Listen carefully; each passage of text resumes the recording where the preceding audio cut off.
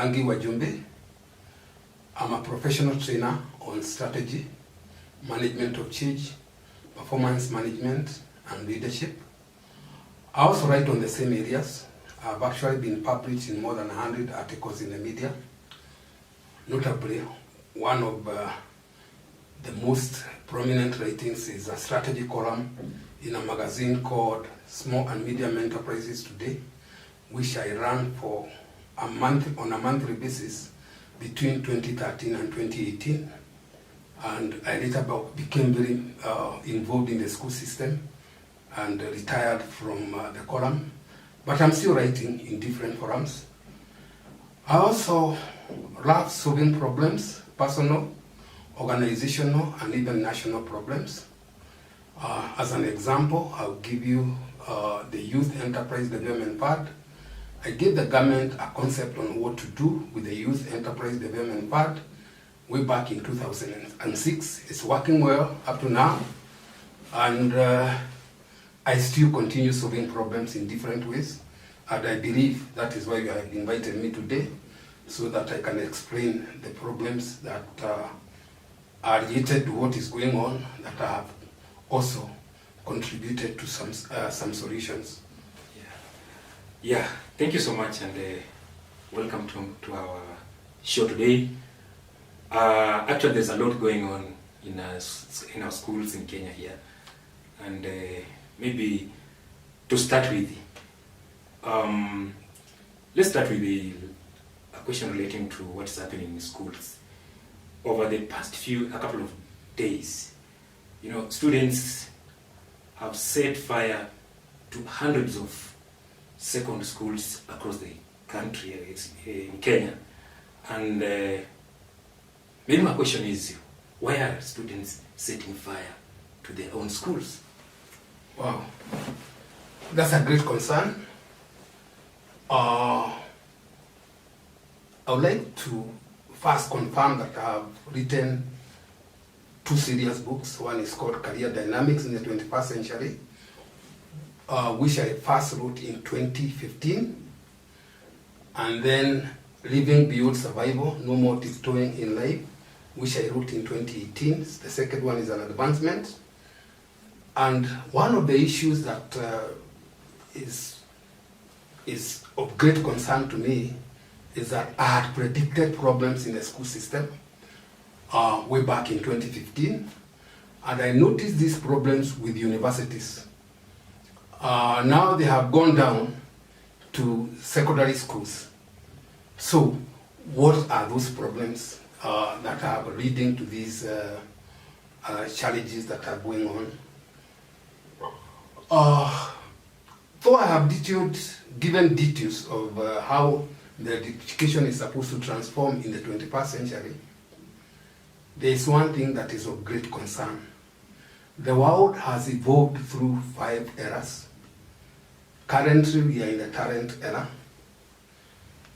The world itself is in the current era, but our education system is still stuck in what is known as information knowledge era of the 20th century. So basically, we are mentally in the 20th century, but physically in the 21st century.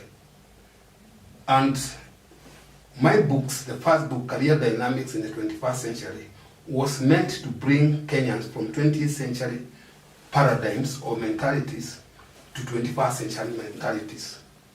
But that has not happened as yet, although it is now being implemented through the CBC, the competency-based curriculum. So those who are going through the 844 system are still stuck in the 20th century paradigms, where we talk about people getting certificates, getting degrees, and thinking that they are going to get the jobs that they want upon acquiring the education that they are capable of acquiring. The 21st century is totally different. It's about aligning the education system with our natural orientations. And the natural orientations are inborn abilities. The 20th century basically relies on what we call extrinsic factors. The 21st century relies on intrinsic factors, and intrinsic factors are as good as our natural talents. Everybody is talented in something. Everybody is talented either physically or intellectually in different areas. But now, our school system has never recognized that. It's only being recognized through the CBC. So we are completely on track as far as CBC is concerned, because it's aligning the education system with the dynamics of the 21st century. But the 844, those who are going through the 844 system are having a problem. They do not know where the education is taking them. They're just being pumped with knowledge. They have no strategic direction. They have no, they also develop poor attitudes because of the fact that they are not clear about where that education is taking them. That is now what is bringing problems. They are wondering, where is this education taking us? And by the way, some of the reasons which made me write the first book is that I was addressing some issues that I had come across when training in organizations. I had realized that more than 80% of people who are employed, they are dispassionate about what they do. They are only interested about what they get. Along the way, as I researched, I realized that more than 50% of our graduates are unemployable. And that was in 2014 when I came up with those facts or figures. And I consulted the Ministry of Education in Joe House, I consulted universities, and it looks like there was a problem, a serious problem of disempowerment that nobody knew how it can be sorted out. In fact, that is what inspired me to write Career Dynamics in the 21st century. So, it looks like now it has become a reality to students who are in the 844 system that they are heading nowhere with the current education system. And that is why they have gone, the 844 system. That is why they have gone riot. They are simply trying to suppress the government from continuing with the 844 education system. So, do you think students have learned that let me take you back. Do you think that students have learned that setting fire to their schools is an effective tactic for winning acknowledgement of their dissatisfactions? Because the way you're explaining, it's like these students, most of the majority are distressed. They are not comfortable with what they're doing, like academically, and also there is slow realizing that 844 is taking them nowhere. So do you think doing so or setting fire to their schools is one way of making their grievances acknowledged? Okay, thank you for that observation. The way I put it is, I have done quite some research on the problems in the education system. Because of the school system being aligned to the 20th century paradigms, as opposed to the current 21st century paradigms, the problem is that now students do not have strategic direction, or they have no focus. Okay? And when they have no focus, they also end up not being inspired or having the wrong attitudes about themselves, about their education and everything else. Now, the next thing that happens is that they venture into indiscipline. Why do they venture into indiscipline? They are trying to get out of the problems that they are going through in the education system, which causes stress in their lives. Okay? So what the students are doing, they are not solving problems. They are trying to run away from their experiences of looking like they are being punished by the education system.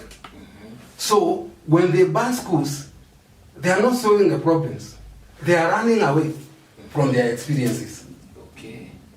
But there are solutions to those problems that they are going through. What do you mean by experience? But what do you mean by experience? Running away from the experience? running away from the experiences of not having strategic direction, the experiences of not having focus, the experiences of having poor attitudes. They also lead to poor learning culture. And in the process, even the performance goes down.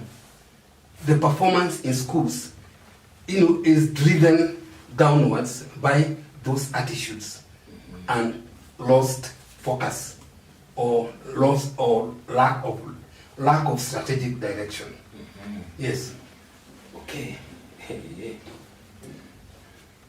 Then now what's the solution for this? The solutions are very simple. Extremely simple as far as I'm concerned. Since writing my 2 books, or the first one in 2015, I've been involved a lot with the school system.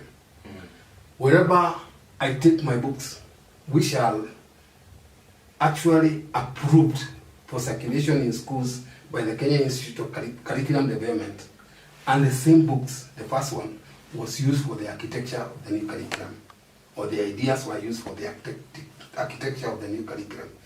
So you see, the CBC borrowed ideas from that book, okay, on how empowerment should be aligned in the school system. But that only applies to the one who are going through CBC or the new curriculum, the competency-based curriculum. The 844 system, those who are going through it, are still going through the same challenges that were being solved by CBC. Okay? But now, what did I do? I showed direction on how every one of us is supposed to be empowered. It doesn't matter whether you are going through the CBC or you are going through the 844 system. And what I can tell you is that I've gotten very good feedback from the schools that we have interacted with over the years, where they employ the ideas that articulated in career dynamics in the 21st century, of showing that all of us are different.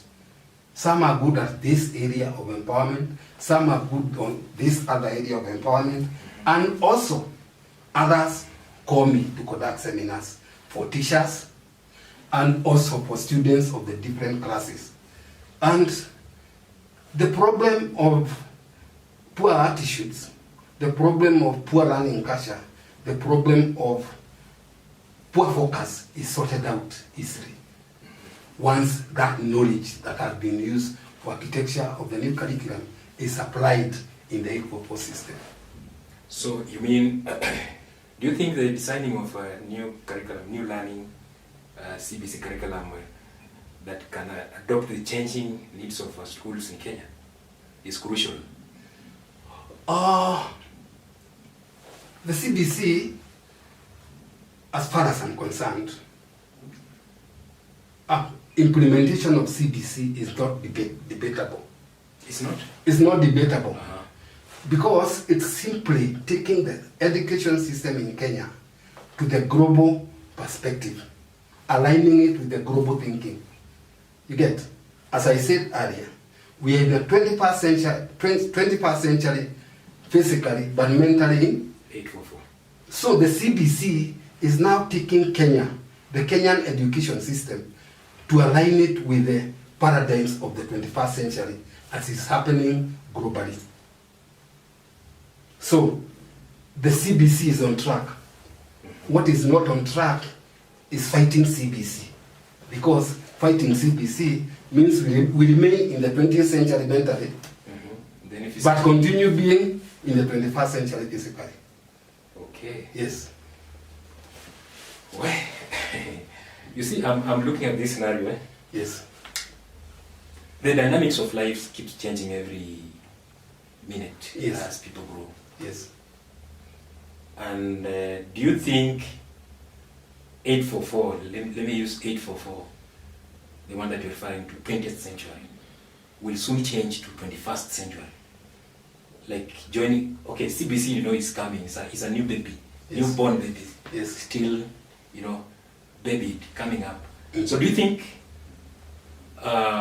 the change of life dynamics of our children now, Mm. as they join across Yes. CBC, will change their thinking?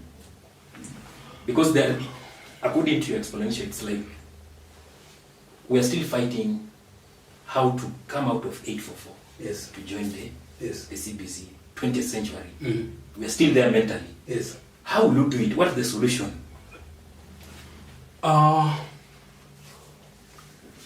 When I was trying to see how I can contribute to the transformation of the education system, I was simply applying what is now being applied in the CBC, okay, to the 844 system. What does that mean? All of us are talented. It doesn't matter whether you belong to CBC or you belong to 844. And as far as the ideas of talent are concerned, there are two types of talent. One is physical talents, which is recognized by the school system through people who are very good with the work of their hands, people who are very good with things that can respond to the sensory system. That is what physical talents are all about. But there are also intellectual talents. The intellectual talent, the fact that you are an A student, does not mean that you can become anything. Yeah. But that is how our school system is. The moment you become an A student, you can become a doctor, you can become a lawyer, you can become an engineer. Those are the main areas that are considered to be high-level careers. Okay. Now, so a lot of people are unable to align themselves with the natural orientations or the talents aligned to their performance. You get? And now, that is one of the greatest problems we are having in the 844 system, because even students from serious schools, well-known schools, national schools, getting A's follow what I said earlier, extrinsic factors of empowerment as opposed to intrinsic factors of empowerment. Intrinsic are internal, extrinsic are external. Are we together? Yes. So now, we end up having very good A students who end up becoming mediocre lawyers, mediocre engineers, mediocre doctors, and they are all from serious schools. Okay? Yeah. I mean, I have been doing research on that, and I meet them every now and then. And even as I continue our empowerment strategies, I have interacted a lot with national schools, county schools, extra-county schools, and sub-county schools. And the problems are the same. The only difference is the learning capacity of our students in the different schools. That is the only difference. Okay. Yeah. In one of your books, I think it's, I read one of your books, Yes. Dynamics in 21st Centuries. There is a topic on childhood fantasies. I just want to give an example. Like there is a name there by someone, Keith. Mm-hmm. When Keith was growing up, Mm-hmm. wanted to be animal scientist. Yes. And along the way, he changed the career. Mm-hmm. He actually, in fact, there were two, the kids and the twin sister, Wow. Wangeshi. Yeah. Wangeshi wanted to be a surgeon, right? Yeah. Then they wanted to, Wangeshi wanted to be a surgeon, Mm. Keith wanted to be animal scientist. Mm. But along the way, they changed the career. Yes. What triggers most of our students to do so? Wow. By the way, Does the society contribute? Because in most children, in most kids, when they're growing up, they always have some career in mind. yes. I want to be so and so, I want to do this and this. So what reached the point where, like kids and the rest, they reached a point where they said they want to change, a career, and also there is also another guy there by the name Justin. Mm-hmm. Justin did so well in his KCSE exams, and he was called in one of University of Nairobi. Yeah. And he went through elite schools, one of elite schools. He was called to University of Nairobi to do the was medicine, right? Then along the way he applied for a job as a journalist. After applying for a job as a journalist, he passed so well interview, then he was taken, and he disappointed the society. He abandoned the medicine. Thank you. Explain to viewers what contributes to all this. Okay. Yes. Now, just for interest's sake, Keith and the surgeon, the twins, are our two children, two smaller children. Oh, hey, biological children. Yes, biological children. Charity begins at home. Exactly. Let me put it this way. Charity begins at home. As our children were growing up, I was observing their interests and the direction they were going through the school system. And as you said, Keith wanted to become an animal scientist. He loved a lot going to national parks a lot. And we spent a lot of time taking him there because that was his interest at that time. Yeah. And along the way, he continued growing up. And he continued changing. And when he finished secondary school, by the time he finished secondary school, he was already properly aligned or reasonably aligned, and we went for a BCom degree, which could not accommodate animal science. Besides, we had already observed that he doesn't belong to sciences. Today, just to put the story, to make the story short, he's a marketer. He's a marketer. But before going to marketing, he was actually focusing into accounting and finance. Okay? It's well documented in career dynamics in the 21st century of the steps that he went through. So he changed to accounting. Yes. Along the way, while he was in university, he wanted to pursue accounting. Okay? And he actually started doing CPA. And he did up to CPA part 1. But along the way, I was monitoring. Is he doing it right? Is he following the right direction? And I had a counseling session with him, which lasted 1 year. That is how he ventured into marketing.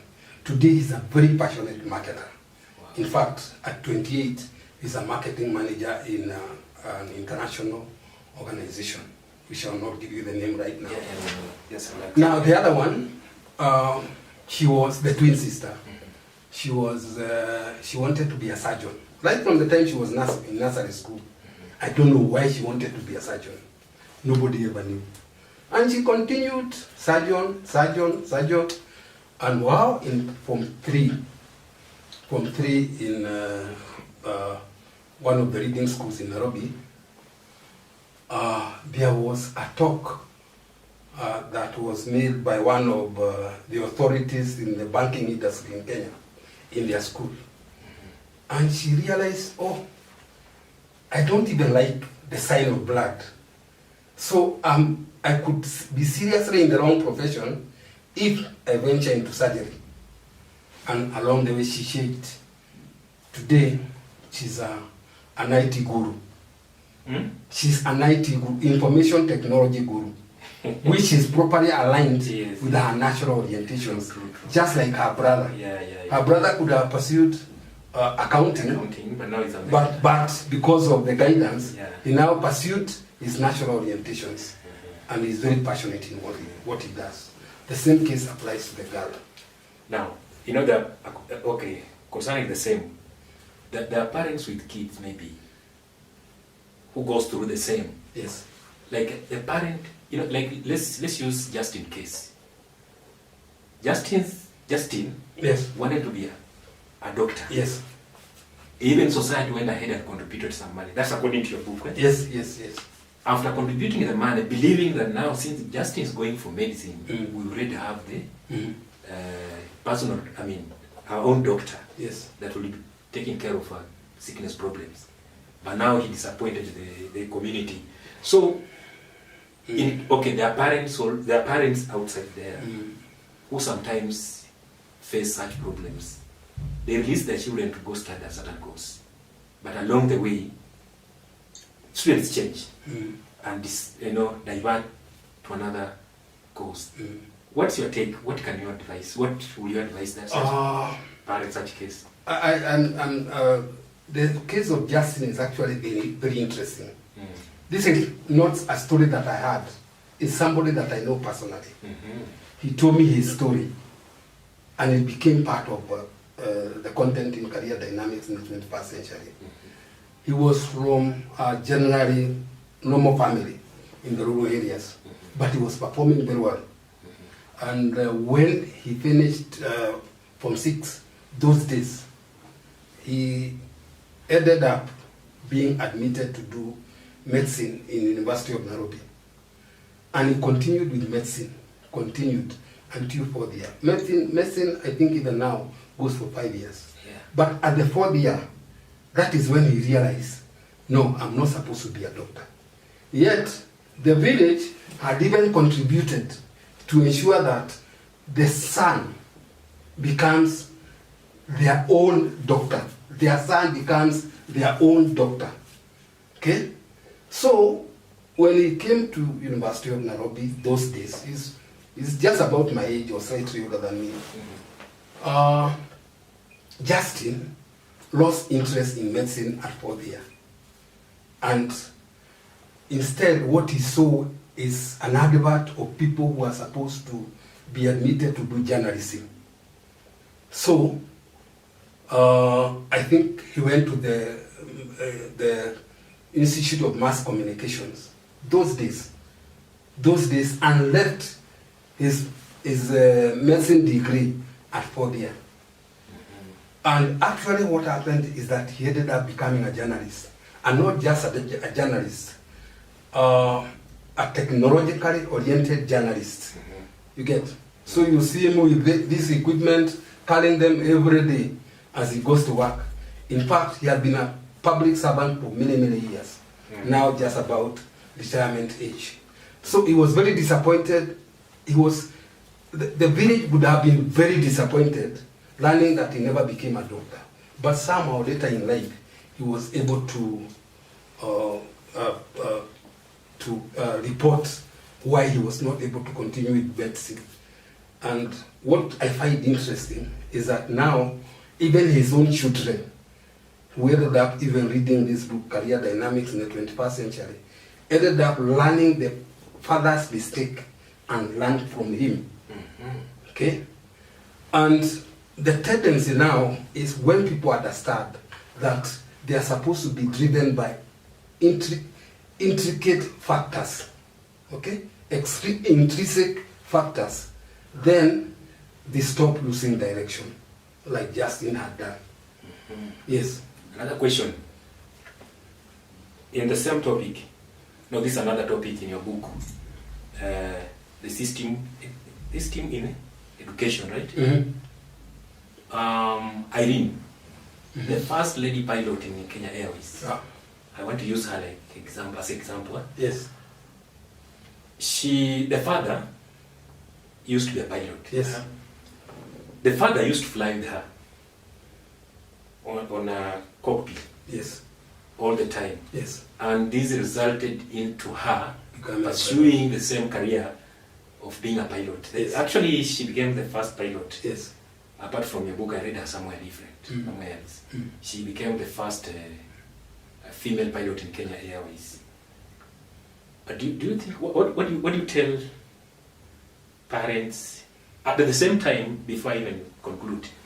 The same Irene tried her son to become a pilot, but the son was not interested. He had his just own interests. So he did not even buy the idea from the mother. So in that scenario, what do you tell? What's your take with those parents? Like, do you encourage parents to... Now, it's a very common scenario of parents wanting their children to become what they are. Yes. Especially if they are high order skills or high order careers. Every every parent wants to be joined by their children in those high order careers. But at the end of the day, what you determine whether they are going to be joined by students who will excel in whatever they become is the intrinsic factors. The intrinsic factors is their natural orientations. The good thing, the lady pilot was aligned the same way like the father. And that is why she became a successful pilot, just like the father.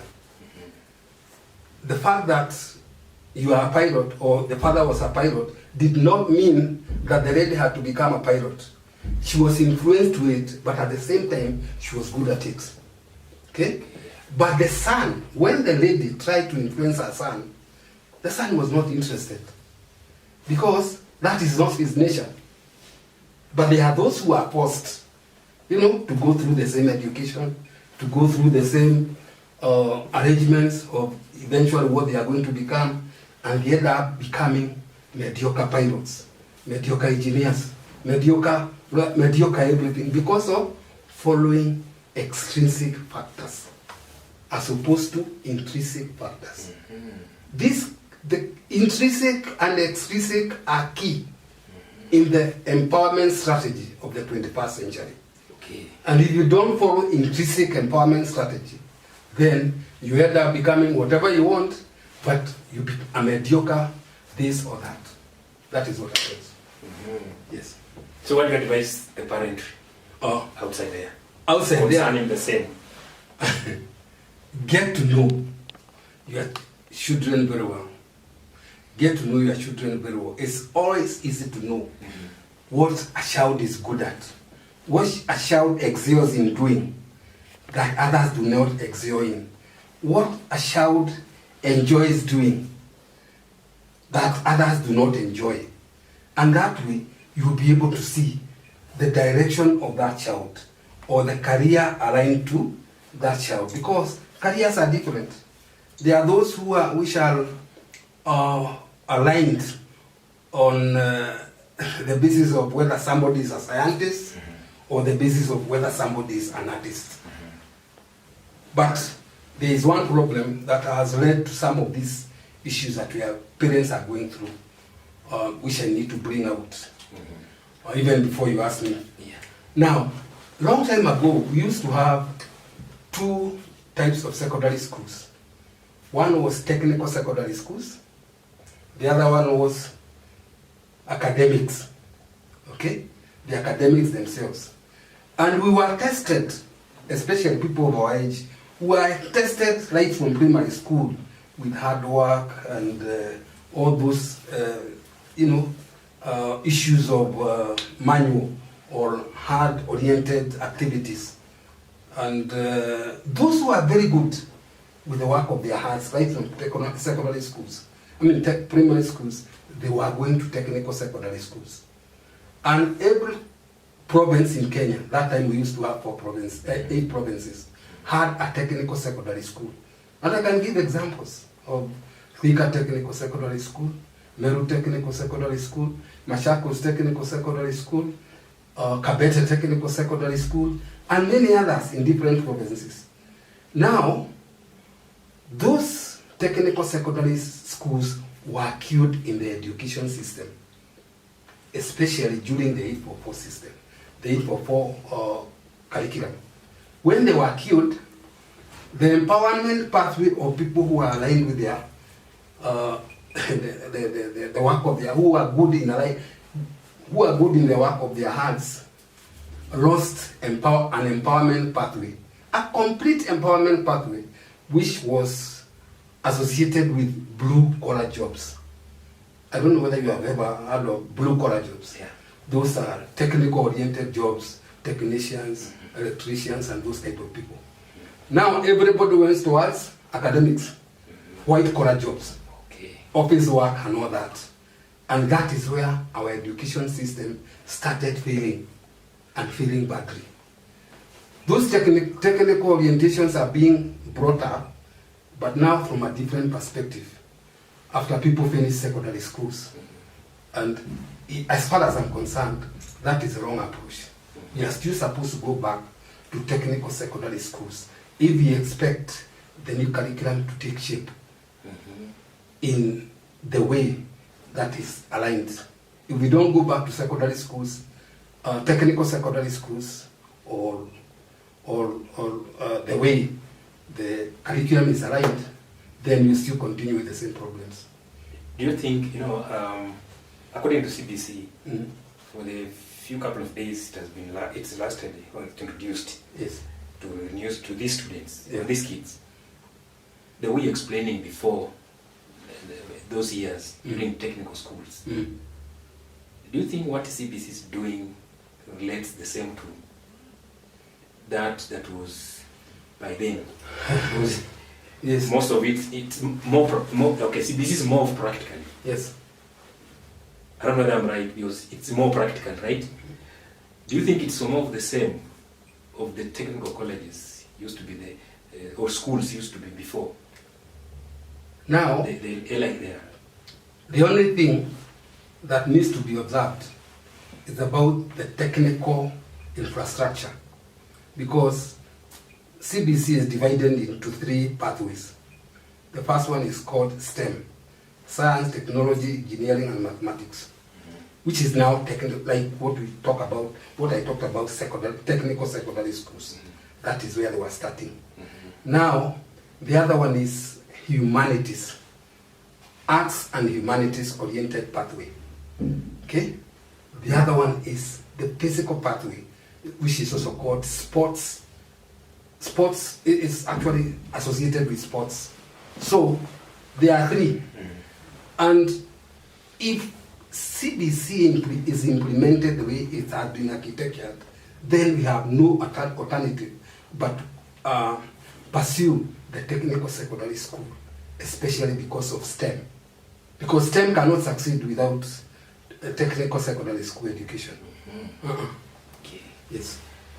Now another question is, let me take you back to the rampant banning of schools that have been occurring like the last few couple of days. Do you think the communication gap, between teachers and students could be the problem causing all this? Or what are your... I can be able to summarize the cause of these problems through looking at a number of perspectives. The first one, we said that the school system is still mentally in the 20th century, but physically in the 21st century. What does that mean? There's a weakness in the policy direction of the education system. The education authorities have not so far aligned the education system with the mentalities of the 21st century. That is one of the problems that is being communicated by the students through their riots and their banning of schools. At this, education is not taking us anywhere. Okay? Number 2, we are now in the 3rd year of what is known as a 100% transition. You are aware of 100% transition? Yes. Everybody leaves secondary schools, primary schools, and go to secondary schools. Yes. And what I have observed, even on the ground, is that even teachers are having serious problems with people who do not have capacity to learn. But they are now in secondary schools. And those who do not have the capacity to learn, they end up looking like they are being punished by the education system. Again, their indiscipline levels go up because when they look like they are being punished, see, they have to run away from that punishment. Yeah, true. And that is why you find it's happening even in girls' schools. Girls' schools, boys' schools, national schools, extra county schools, because the alignment of the education system is not working with the dynamics of the 21st century. Now, the next thing is that on the ground, these are facts that are found on the ground, as I conduct seminars in schools and everywhere else, universities, secondary schools, primary schools. Primary schools have seminars for teachers. Secondary schools, seminars for every class, and also seminars for teachers. What I found interesting about teachers is that only 10% of teachers became teachers by choice. Another 40 to 50% of teachers ended up liking teaching. How did you find out that? When I conduct seminars, I do my own statistics, and I later confirm with the various other avenues. And so what it means, we have 40% of teachers who do not like teaching at all. In fact, in one school that I conducted a seminar in Yaururu in October, I was later given feedback that the teacher resigned from teaching because he found himself a liability to the school. So he went now to follow his passion. In another school, which I conducted a seminar in Laikipia for teachers, 3 teachers ended up going back to university to realign their knowledge. That is the feedback that I got, and I have it in writing. Okay. So now, those are 3 avenues that are communicating there's a problem with the education system. Isn't it? The 4th avenue is this. As parents, we all became very busy looking for money.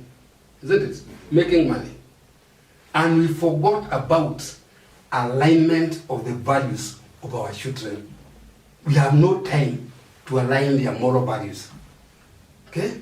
So, they are okay even destroying national property, destroying whatever they come across if they are not happy with what they are going through.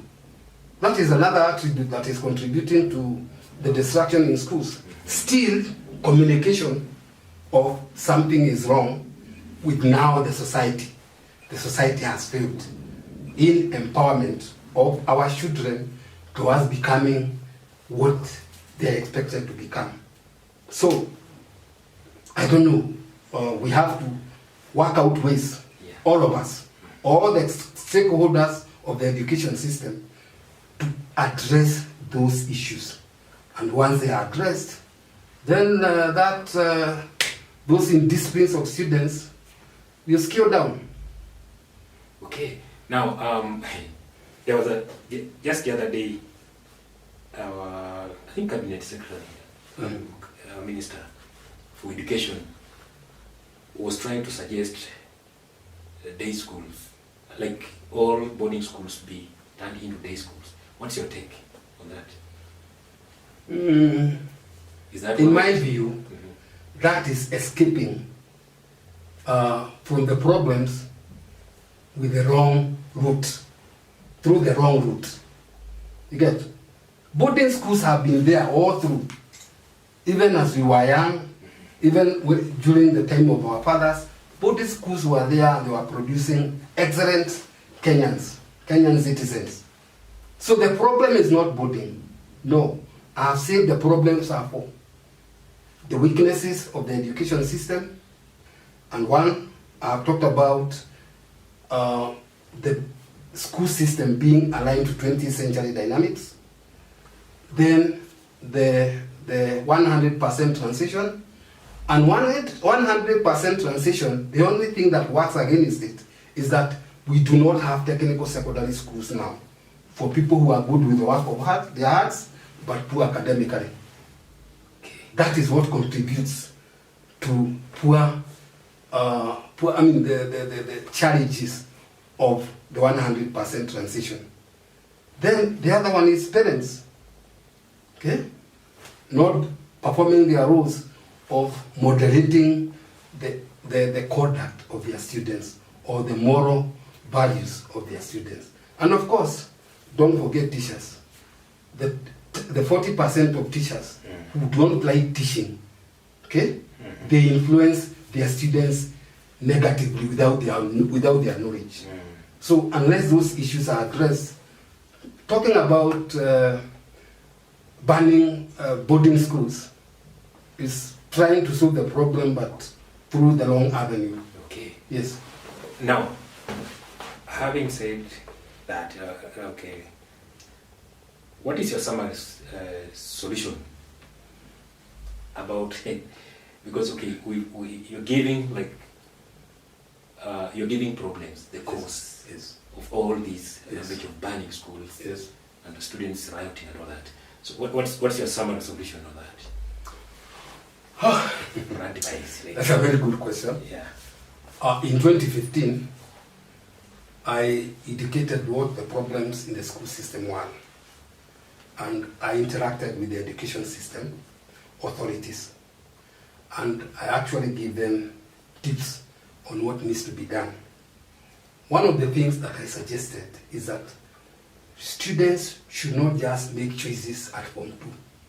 They are supposed to be guided properly so that they can have proper strategic direction and as they continue with studies in secondary schools. Nobody listened to me. But in my own efforts, I interact with many schools and they call me to do that. And when they call me to do that, I line students at Form 2, some will call me at Form 4, some will call me at Form 3. They see the fruits of empowerment, in the right format of empowerment. Okay? So then the other one is the new curriculum. Let it be implemented as it has been architectured. As it continues being implemented as it's architectured, let all the stakeholders in the school system focus. Wow, very interesting stories there, viewers. I hope someone has learned something from our brother here, Mr. Mwangi, Dr. Mwangi, right? Yeah, Mr. Mwangi. Yeah?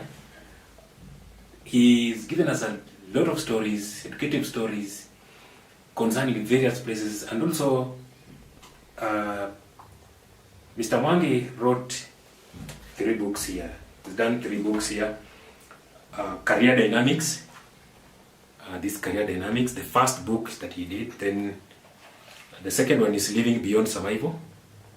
And then also we have the 21st student, 21st century student. So, Mr. Mwangi, I wanted to give your last advice to maybe your last word on that camera. Your last words to both parents, let me say parents, teachers, and the students. Okay, thank you. Viewers, I want to assure you that there are solutions to the problems of disempowerment in this country. And what I can confirm, and anybody can confirm from my writings through the 3 books, or the 2 books and 1 booklet, is that the problems we are going through are man-made. And we can be able to sort them out if we understand clearly the paradigms of the 21st century, especially how we are supposed to use the power within us to solve the problems that we are encountering in schools, in the workplace, in our businesses, because all of us have got a purpose in life. The only thing that remains is for us to determine that purpose and align ourselves with that purpose. And they can easily be determined from career dynamics in the 21st century, which was used for architecture of the new curriculum, and also approved by KICD for circulation in schools, and the advancement titled Living Beyond Survival, No More Tiptoeing in Life. What does the last statement mean? It means that once we are aligned with our national orientations, we walk tall and feel very comfortable in life and able to do or to get what we want in life without struggling. I encourage you to get that knowledge from our talks that we have had just today, and if you want more, you can get it from our books or from the books. You can also contact me. I easily conduct seminars on short notice, and my numbers. Yeah. His numbers will be appearing on this screen here. And then you can even as well tell them. Okay. My numbers are 0772 516210 or 0722 516210. I'm also on WhatsApp as Mwangi Wajumbe. I'm also on Facebook as Mwangi Wajumbe. I'm also on YouTube as Mwangi Wajumbe. So there are no chances of being unable to capture me if you want to get to know more from me. Thank you so much. Okay. Thank you so much, viewers, for watching our show today. I hope you've learned something. I hope someone is empowered, because so much has been discussed about, so much has been shared by our brother here, Mr. Wajumbe. So that brings us to the end of our show today. Mr. Mwangi, thank you so much for coming to our show. We look forward to see you next time. We look forward to seeing people being empowered.